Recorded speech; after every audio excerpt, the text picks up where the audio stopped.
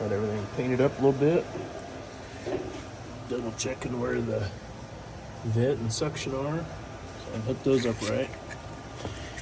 I gotta move that ground. So this isn't so tight. Gotta plug this in to there. So I'll move that ground over. Still have to do that. And of course, testing those lines, I made it leak. Because the fuel tank is in here. You blow in the vent line, it pukes fuel all the way out to the thing when it's above the bottom there. I need to grab some filters, weld that piece on,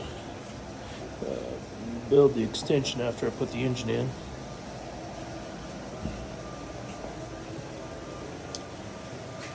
Gonna go see if they have some straight adapters at the hydraulic store. Got the dipstick in, the long one, the short factory one. This will always stick it up like this far. I ain't gonna reach all the way back. We get some filters. Got the fan belt on.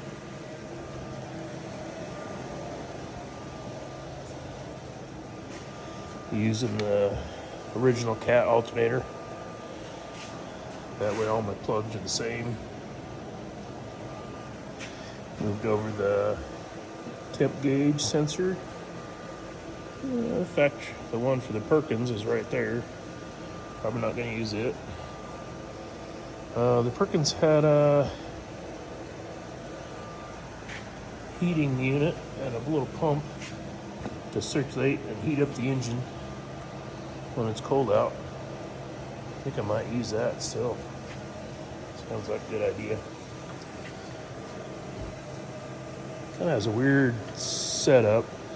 Got this thing coming out of the fuel filter, comes all the way around, goes into the glow plug thing, the heater grid and the intake. It's kind of weird. So we'll see what's up with that. Hopefully it doesn't leak or do something weird.